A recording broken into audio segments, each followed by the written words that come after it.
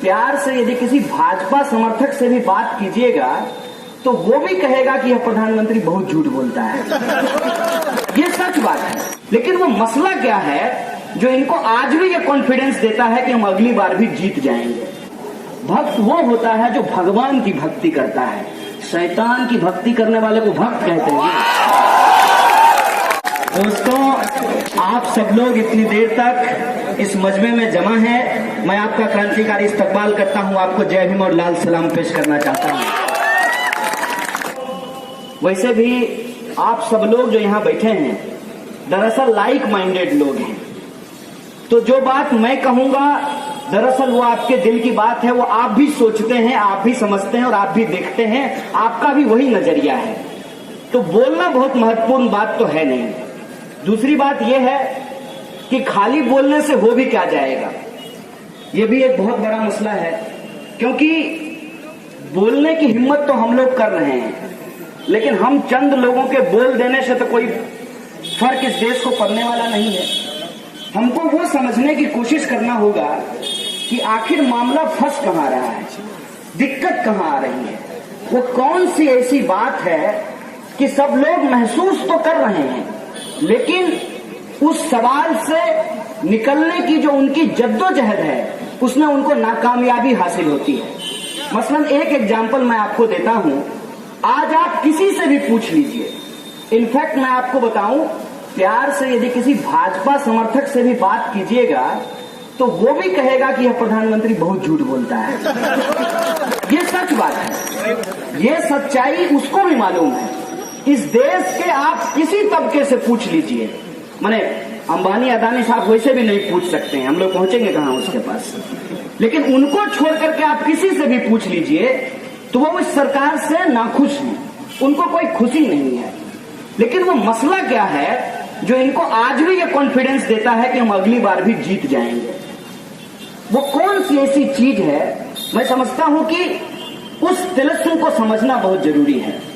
एक बात आज हम लोगों को स्वीकार करना चाहिए, वो ये है कि इस देश में जिस बंटवारे के शिकार हम लोग आज हो रहे हैं, यह बंटवारा आज शुरू नहीं हुआ है। ऐसा नहीं है कि 2014 के बाद से ही हिंदू मोहल्ले और मुसलमान मोहल्ले अलग हो गए।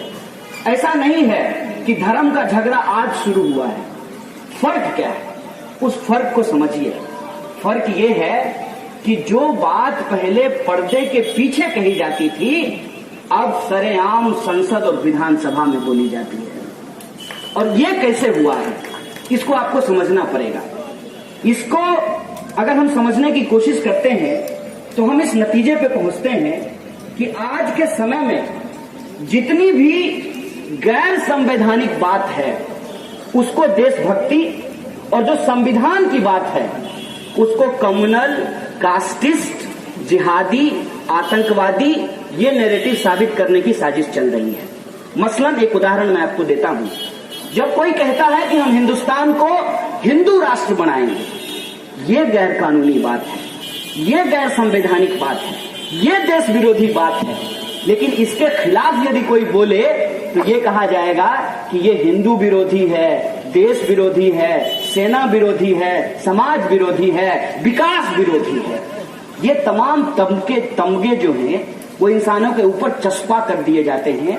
और आज हालत ये है कि मिमिया करके लोग बोलता है कि हम सेकुलर हैं। जो बात सीना ठोक के बोलना चाहिए कि हम हिंदुस्तानी हैं और हमको गर्व है इस बात का कि हम हिंदुस्तानी हैं, हमको गर्व है इस बात का कि हम इस देश के संविधान पे भरोसा करते हैं, हम इस देश की जमहूरियत पे भरोसा करते हैं, यह बात आज लोग मिमिया के बोलते हैं। और ये मिमिया के क्यों बोलते हैं? क्योंकि उनको लगता है कि कहीं हिंदू वोट ना बिगड़ जाए। अब एक बात आपको कह देते हैं, एक बार एक भाजपा समर्थक, मैं उसको भक्त नहीं कहता हूं और आप लोगों से भी अपील करता हूं कि उसको भक्त मत कहिए, क्योंकि ये साजिश है। क्या साजिश है? जैसे इस देश में चाय वालों को बदनाम कर दिया गया, चौकीदारों को बदनाम कर दिया गया, बर्तन मांजने वाली को बदनाम कर दिया गया, योगी और सन्यासी को बदनाम कर दिया गया, हिंदू धर्म को बदनाम कर दिया गया, उसी तरीके से भक्त शब्द को बदनाम करने की साजिश चल रही है। भक्त कौन होता है? भक्त वो होता है जो भगवान की भक्ति करता है। शैतान की भक्ति करने वाले को भक्त कहते हैं, उसको भक्त कह सकते हैं। ये साजिश है, और ये साजिश वैसी ही साजिश है जो धीरे धीरे हमारे दिमाग में, हमारे सोच में, हमारे ख्यालात में डाला जाता है।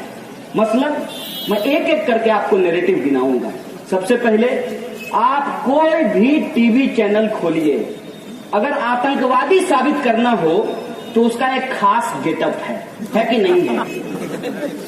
खास गेटअप है उसका। अगर किसी को चोर साबित करना हो तो उसका खास गेटअप है। मैं बिहारी हूं, मैं जब सिनेमा देखता था मुंबईया, कहता था कि रे जरा बिहार से बुलाओ शूटर को। यार हम आकर के तुम्हारा पखाना साफ करते हैं और तुम हमको शूटर कह रहे हो। हम आकर के तुम्हारा बिल्डिंग बना रहे हैं, तुम्हारा सब कचरा उठा रहे हैं, रिक्शा चला रहे हैं, ठेला चला रहे हैं, सब्जी बेच रहे हैं, तुम्हारे घर की नौकरपनी कर रहे हैं और तुम हमको शूटर कहते हो। ये क्या है? ये वही है कि इस देश में गरीबों से नफरत करो। और अगर आप बिहारी हैं तो आप बिहार में पैदा हुए हैं या नहीं हुए हैं ये महत्वपूर्ण नहीं है। आप गरीब हैं, आप देखने से गरीब लगते हैं, इसीलिए आप भले उत्तर प्रदेश के हो, आपको भी बिहारी ही कहा जाएगा। ये गरीबों के खिलाफ नफरत है। इसी तरीके से मुसलमानों के खिलाफ नफरत है। कोई नहीं जानता है कि इस्लाम क्या है, मुसलमान क्या होते हैं। बस टीवी देखा है, टीवी में वो यही दिखा है कि उस्मान भाई, और उसको लगता है सब उस तरह लेकर के घूम रहा है। ये मुसलमानों के खिलाफ नफरत है, दलितों के खिलाफ नफरत है। ये सब लोग जो है रिजर्वेशन लेकर के पढ़ाई करते हैं और इनसे जो है इलाज मत करवाना, ये तुम्हारे पेट में उस तरह छोड़ देंगे, कैंची छोड़ देंगे तुम्हारे पेट में। ये दलितों के खिलाफ नफरत है। अब इनकी हकीकत को आप देखिए, इनका जो पैसा लूट रहा है, इनके घर में रहने वाले इनके जो रिश्तेदार हैं, इनके बहू बेटियों की असमत लूट रहे हैं, उनसे इनको डर नहीं लगता है। इनका धन संपदा अधिकार जो लोग छीन रहे हैं, उससे इनको डर नहीं लगता है। जो डोनेशन देकर के डॉक्टर बना है उससे डर नहीं लगता है, लेकिन जो रिजर्वेशन लेकर के डॉक्टर बना है उससे इनको डर लगता है। ये साजिश को आप